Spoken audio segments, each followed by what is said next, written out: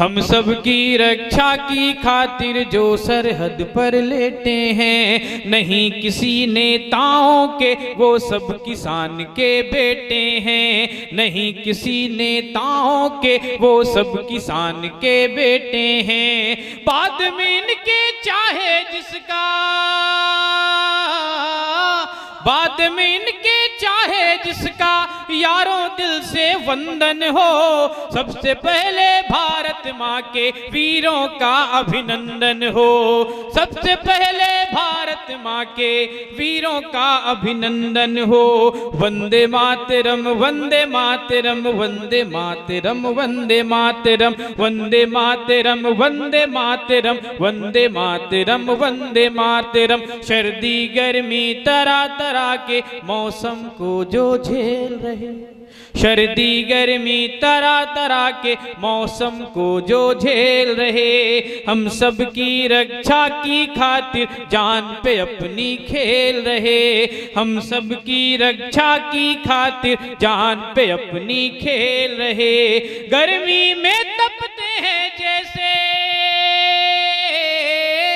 गर्मी में तपते हैं जैसे आग में तपता कुंदन हो। सबसे पहले भारत माँ के वीरों का अभिनंदन हो। जोरदार ताली से स्वागत करें भाई गोपाल पांडे और भैया।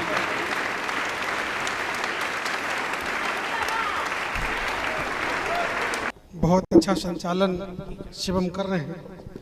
आप सभी को प्रणाम करता हूँ, विद्युत मंच को प्रणाम करता हूँ, आदरणीय बंधु जी की अध्यक्षता है उनको प्रणाम करता हूँ। मेरा प्रिय मित्र आकाश शास्त्री बैठा, बहुत अच्छा कवि, आप सबकी उपस्थिति को प्रणाम करता हूँ। अनुराग भैया ने बढ़िया कार्यक्रम सजाया, शिवम ने बुलाया। शिवम एक बात तुम्हें बता दे रहा हूँ जी कि जिसको तुम भट्टी में झोंक करके गए थे वो पूजा का प्रसाद बनकर के वापस लौटा है। क्या बात। और कई तरीके की बातें होती रहेंगी इस मंच से, लेकिन मंच की जिम्मेदारियां भी होती हैं कि हमें क्या करना चाहिए क्या नहीं करना चाहिए। और यदि इस मंच से हम लोग अपनी जिम्मेदारी नहीं निभाएंगे तो फिर सत्ता निरंकुश हो जाती है। तब कहीं जब सत्ता निरंकुश होती तब बिहारी को लिखना पड़ता है, राजा के लिखना पड़ता है, तब कवियों को लिखना पड़ता है कि फूलों से, फूलों या कि हारों से जीती नहीं जाती, फूलों से या कि हारों से जीती नहीं जाती, फॉर्च्यूनर थार कारों से जीती नहीं जाती। और तुम्हें सुननी पड़ेगी हर एक जनता की पीड़ा, विधायकी ठेकेदारों से जीती नहीं जाती। क्या बात है, क्या कहने, वाह वाह वाह। हमारे कवि कुनबे के बड़े कवि आदरणीय सुनील जोगी जी लिखते हैं, पद्मश्री सुनील जोगी लिखते हैं, वहां से का पाठ प्रारंभ करता हूं कि कविता क्या है। आप लोग सुन रहे हैं, किस लिए आए हैं और आप लोग बैठे हैं, तो निश्चित रूप से एक समाज की जिम्मेदारी हम लोगों पर है। उन्होंने लिखा कि कविता वो थी जिसने गोरी को शब्दबान से मारा था, कविता वो थी जिसने गोरी को शब्दबान से मारा था, कविता वह थी जिसके स्वर से दिनकर ने हुंकारा था, कविता वह थे, कविता वह है जो मानस बन घर घर गाई जाती है, कविता वह है जिसको गाकर आरती सजाई जाती है, कविता वह है जिसको गाकर आरती सजाई जाती है।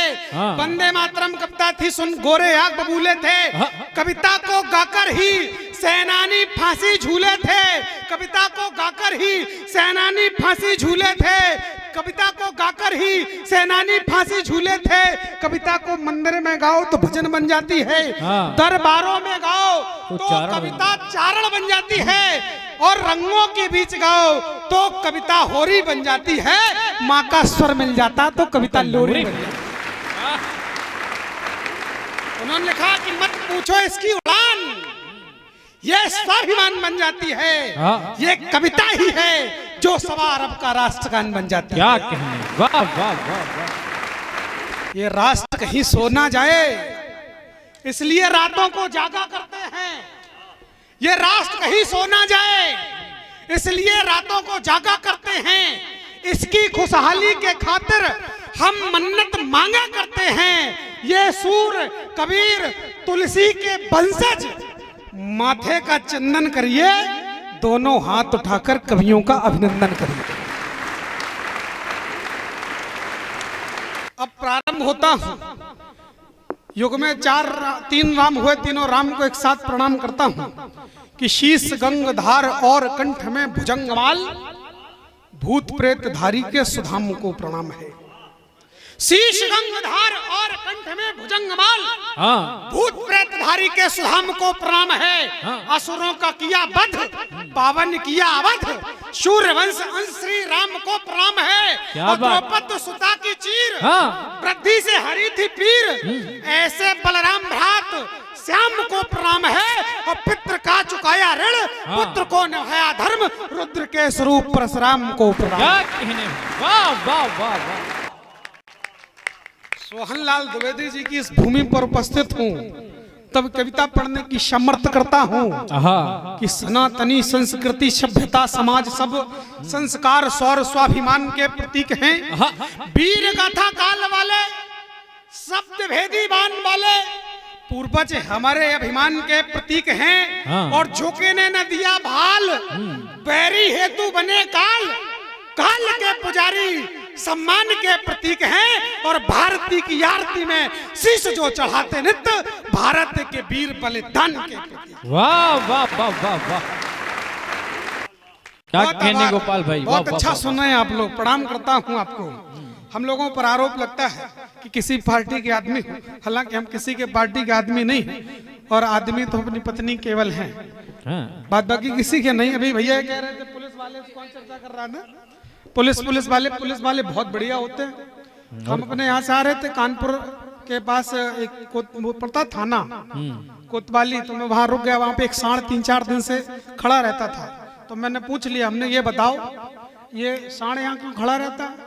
क्या बाबा को अपनी पुलिस भरोसा नहीं है जो सांड खड़ा कर दिया? तो वहाँ आनंद लेना उन्होंने क्या उत्तर दिया, बोले नहीं भाई साहब ऐसी कोई बात नहीं है ऐसा कि यहाँ के कोतवाल बहुत गऊ है। पुलिस पर नहीं चर्चा करते, पुलिस पर चर्चा नहीं करने, क्योंकि ये वर्दियां हैं। जब हम लोग कोरोना काल में सूजी लेने जाते तो सूजी लेके आ जाते थे, ऐसे लोगों हैं। तो अभी कह रहे थे चालान बच जाएगा भाई साहब, अगर उनका टारगेट पूरा हो गया तो ठीक है, वरना छोड़ें किसी को नहीं। सही। और ये सरकार है, वो तो कलीमत है कि वो बैठ करके कविता सुन रहे हैं, वरना दूसरी सरकारों में तो फिर वो भैंसे ढूंढा करते थे। क्या बात है, वाह। तब निवेदन करना चाहता हूं, लोगों ने कहा कि गोपाल प्रेम पढ़ लिया करो, नई उम्र है। प्रेम बहुत अच्छी चीज है, लेकिन बाबा तुलसी ने लिखा कि प्रेम माता जी केवल 2 प्रकार से होता। बाबा तुलसी ने लिखा कि स्वार्थ लाग करे सब प्रीति, और भयबिन होए न प्रीत। इसके अतिरिक्त कोई प्रेम बाबा ने नहीं लिखा। फिर केवल एक प्रेम लिखा, वो कहीं राम से केवल प्रेम हो जाए वही प्रेम है। तो लोगों ने कहा कि प्रेम लिख लिया करो, इतना तेज चिल्लाते क्यों हो? प्रेम से भी बातें हो सकती हैं, तो क्षमा करना बड़े लोगों। यदि प्रेम से सब कुछ हो जाता तो राम के हाथ में सारंग और कृष्ण के हाथ में चक्र नहीं होता। क्या बात। भाषा यदि मर्यादा की मानता दस्कंदर, तो वीर बजरंगी लंका उजारते नहीं।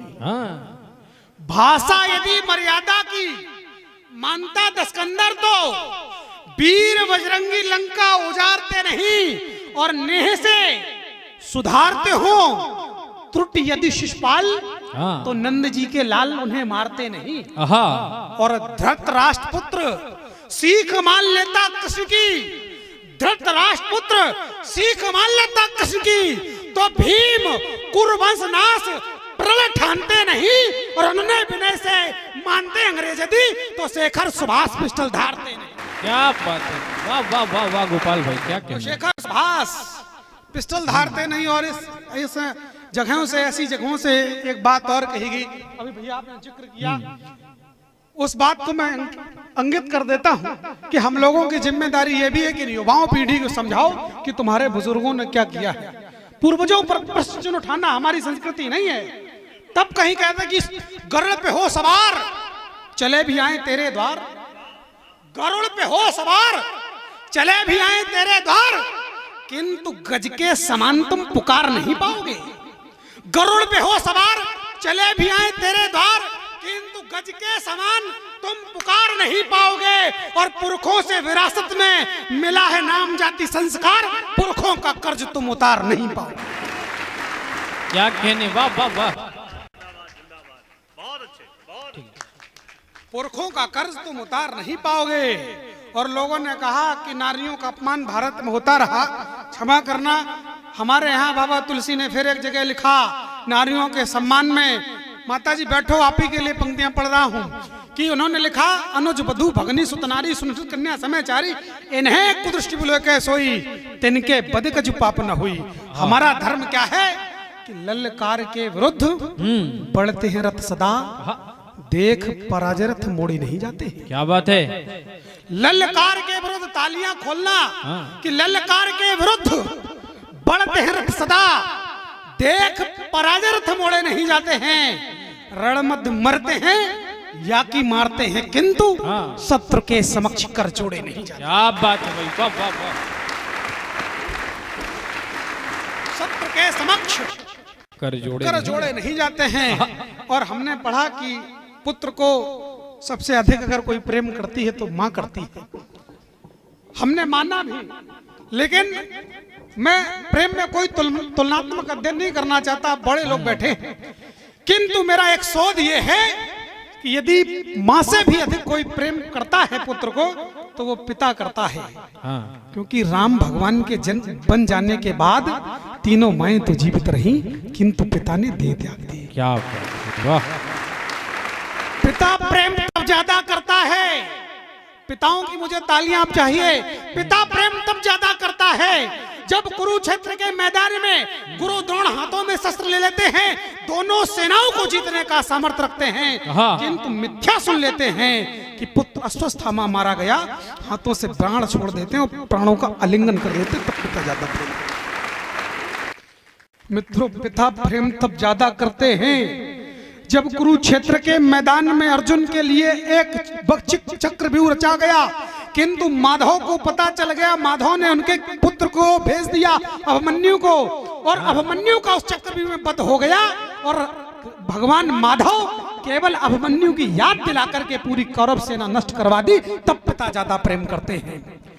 तब निवेदन करना चाहता हूं कि ललकार के विरुद्ध बढ़ते हैं रथ सदा, देख पराजय रथ मोड़े नहीं जाते हैं। रण मध्य मरते हैं या कि मारते हैं, किंतु शत्रु के समक्ष कर जोड़े नहीं जाते हैं। और देते हैं वचन तो निभाते हैं, देके प्राण दिए हुए वचन भी तोड़े नहीं जाते हैं। और नारियों से धृष्टता जो करते जयंत, तो देवराज की भी पुत्र छोड़े नहीं। क्या कहने भाई, वाह वाह वाह वाह वाह वाह। देवराज के पुत्र छोड़े नहीं जाते हैं। और इन युवाओं पर बहुत टिप्पणियां होती हैं। बेशक मैं ये बता दूं, इन युवाओं पर टिप्पणियां मत करो, क्योंकि जब इस राष्ट्र का पुरुषार्थ कायर बनकर के आंदोलन कर रहा था, उस समय 23 वर्ष का भगत सिंह फांसी के फंदे को छू। क्या बात, वाह वाह वाह वाह। तब निवेदन करना चाहता हूं, क्या इस राष्ट्र के काम में आई है कि माँ की बेड़ियां छुड़ाने संग आजादी दिलाने, वीर नौजवानों वाली टोली आई काम में। माँ की बेड़ियां छुड़ाने संग आजादी दिलाने, वीर नौजवानों वाली टोली आई काम में। जलिया के बाग वाली, इंकलाब राग वाली, रक्त से नहाई हुई होली आई काम में। और न्यायाधीश के समक्ष तान खड़ा हुआ पक्ष, सिंह से दहाड़ वाली बोली आई काम में। और राजनीति मानचित्र बदलना चाहती थी, राष्ट्रहित पिस्टल की गोली आई। जिंदाबाद, वाह वाह वाह वाह। क्या कहने भाई, वाह। राष्ट्रहित पिस्टल की गोली आई काम में। और युवाओं को और निवेदन करना चाहता हूँ कि प्रेम में पड़े रहते हो और प्रेम में जान दे देते हो। प्रेम मरने का विषय नहीं है, प्रेम जीने का विषय है। प्रत्यक्ष अप्रत्यक्ष कठिनाइयों से डर जाना उचित नहीं है। क्या है प्रेम? प्रत्यक्ष अप्रत्यक्ष कठिनाइयों से डर जाना उचित नहीं है। इसके में धूमिल परिवार की छवि कर जाना उचित नहीं है। करना प्रेम राधा घनश्याम के जैसा हरगिज गलत नहीं होता, पर कुंठाओं में होकर ग्रस्त प्यार में मर जाना उचित नहीं। क्या बात है भाई, वाह वाह वाह वाह प्रेम वाह वाह वाह वाह वाह वाह वाह। और हमें अपनी संस्कृति को क्या त्यागना नहीं चाहिए। आदरणीय अतिथि हमारे बैठे हैं, तब निवेदन करना चाहता हूं कि हमें क्या त्यागना चाहिए, क्या नहीं त्यागना चाहिए। हम कमजोर कहां पर हो गए कि प्रेम के प्रतीक वाली बांसुरी को त्यागा, किंतु सर सुनिए, हम लोग छोटी छोटी उपलब्धियों को पा लेते हैं तो अपने साथ जो चले बचपन से उनको भूल जाते हैं। हमें अपने महापुरुषों से सीखना चाहिए कि हमें क्या नहीं त्यागना चाहिए, क्या त्याग देना चाहिए। बेशक कि प्रेम के प्रतीक वाली बांसुरी को त्यागा, किंतु केशव ने चक्रवाला मान नहीं त्यागा था। राजपाट अंग वस्त्र पादुका भी त्यागी, किंतु राम जी ने धनुष और बाण नहीं त्यागा था।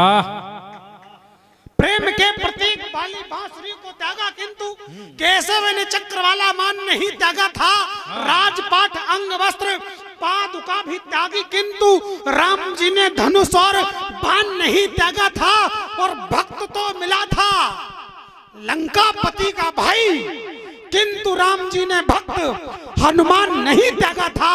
और मित्र थे अनंत केशव के, परंतु मित्र है सुदामा, यह गुमान नहीं। क्या बात है, वाह वाह वाह वाह वाह। मित्र है सुदामा, यह गुमान नहीं त्यागा था। और हमने कभी भी अपने तरफ से युद्ध के पक्षधर नहीं रहे। हम हमेशा शांति के कबूतर उड़ाते रहे, हम हमेशा शांति के पैगाम भेजते रहे।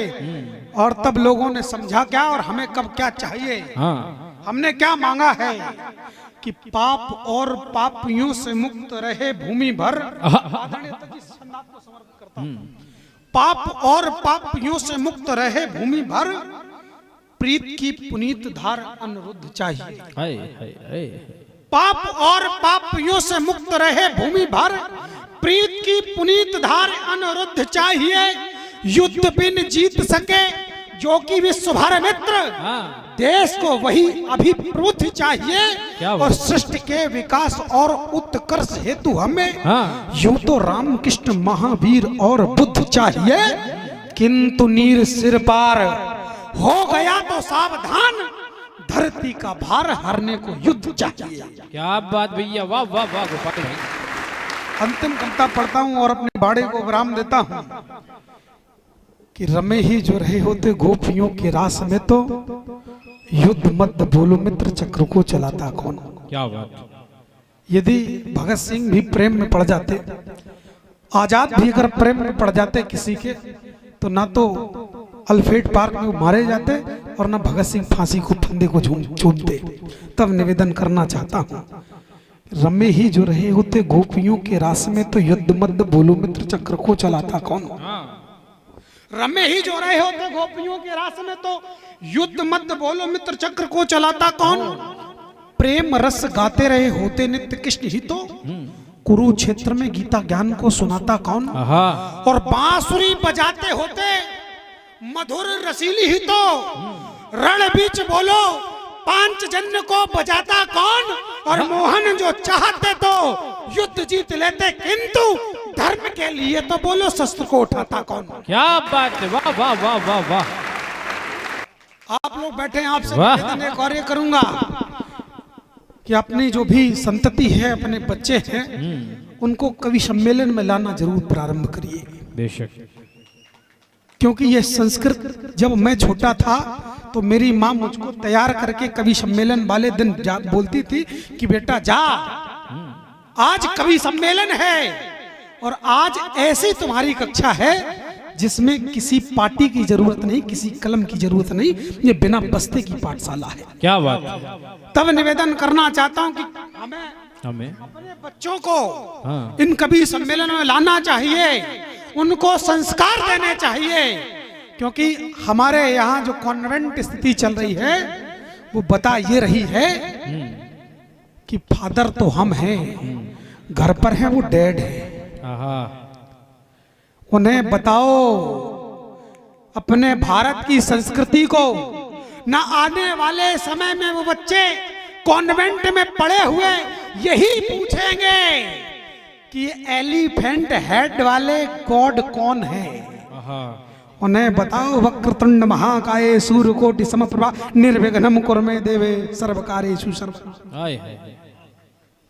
ये संस्कृति उनको दीजिए, तब अंतिम कविता पढ़कर अपनी बाड़ी को विराम दूंगा कि हमने कभी युद्ध के पक्षधर नहीं रहे हैं कि जब घर के आपस में लड़ते हैं तो संग्राम बुरा होता है, जिसका पीढ़ी दर पीढ़ी अंजाम बुरा होता है। जब घर के आपस में लड़ते हैं तो संग्राम बुरा होता है, जिसका पीढ़ी दर पीढ़ी अंजाम बुरा होता है। आपस के द्वंद्व घाव को गहरा नासूर किया करते हैं। युद्ध सदा अथ से अनंत तक। भाई साहब आप सुन लो, आपको ही सुना रहा हूं। अच्छा ऐसा है, जो मैं बोल रहा हूं वो भाई साहब बगल वाले को समझा रहे हैं, ट्रांसलेट कर रहे हैं, ऐसा कुछ है। तालियां बजाइए एक बार। हम कभी ये छोड़ते किसी को नहीं। हमारे यहाँ मुख्यमंत्री बैठे होते उनको ही उठा लेते, तब निवेदन करना चाहता। गोपाल भाई फतेहपुर यहाँ आदमी एक उठा लेते हैं सीधे। एक बार गोपाल भाई जोरदार तालियां बजाएं। हम तो आप लोगों से निवेदन कर रहे हैं कि तालियां बजाओ, तालियां बजाओ। हम इटावा और रिया वाले हैं, हम कट्टा भी निकाल सकते थे। हमारे यहाँ को तो ये दो ही चीजें फेमस हैं। एक तरफ चंबल है जहाँ डाकू रहते हैं, एक तरफ सैफई है जहाँ नेता रहते हैं, बीच में हम जैसे आदमी रहते हैं। वाह, तो हम तो अलग हैं। तब निवेदन करना चाहता हूं, जब घर के आपस में लड़ते हैं तो संग्राम बुरा होता है, जिसका पीढ़ी दर पीढ़ी अंजाम बुरा होता है। आपस के द्वंद्व घाव को गहरा नासूर किया करते हैं। युद्ध सदा अत से अनंत तक दर्द दिया करते हैं। युद्ध न हो हम पहले संधि भिजवाया करते हैं। बातों से युद्ध टले यह तरकीब बताया करते हैं। किंतु दशानन जब अंगद के प्रस्ताव को नहीं स्वीकारे और शांत दूत की विनती को रणभूमि में ललकारे, तो फिर राघव को सारंग धारना पड़ता है, लंका में घुसकर रावण वंश मारना पड़ता है। क्या बात, वाह वाह वाह वाह। युद्ध टालने को माधव शांत दूत बन जाते हैं। भीष्म द्रोण को समझाने, भीष्म द्रोण को दुर्योधन को समझाते हैं, किंतु विनय का उत्तर जब कायरता मान लिया जाता और किसी मत में आकर युद्ध ठान लिया जाता, तो फिर माधव को गीता ज्ञान सुनाना पड़ता है। वचनबद्ध है फिर भी शस्त्र उठाना पड़ता है। क्या बात, वाह वाह वाह। अंतिम छंद पढ़ता हूँ, अपनी बात को विराम देता हूं। वाह, क्या बात गोपाल जी, जिंदाबाद। हम लोगों ने बहुत बड़ी लड़ाई जीती कि मर्यादित है राम, तो मर्यादा से अपना भवन भव्य भी बनवा लिया। मर्यादित है राम, तो मर्यादा से अपना भवन भव्य भी बनवा लिया। और त्रिलोकी के स्वामी की खुली जो समाधि, तो ज्ञान मापी में अपना पूजन करवा लिया। क्या बात, वाह। अब की बारी है बंसी के बजैया की, रास के रचैया की, कुरुक्षेत्र में गीता भी सुनाई जाएगी। अब की बारी है बंसी के बजैया की, रास के रचैया की, कुरुक्षेत्र में गीता भी सुनाई जाएगी। कान्हा जो कूदेंगे काली दह में, तो कालिया की कालिमा कालिंदी से हटाई जाएगी। और छलिया करेंगे छल, तो फिर ऐसे करेंगे कि छाया से सूर्य की किरण भी छिपाई जाएगी। और चक्र को धारण जो करेंगे चक्रधारी, तो मंदिर भी बनेगा, मथुरा भी सजाई जाएगी। क्या बात है, वाह वाह वाह।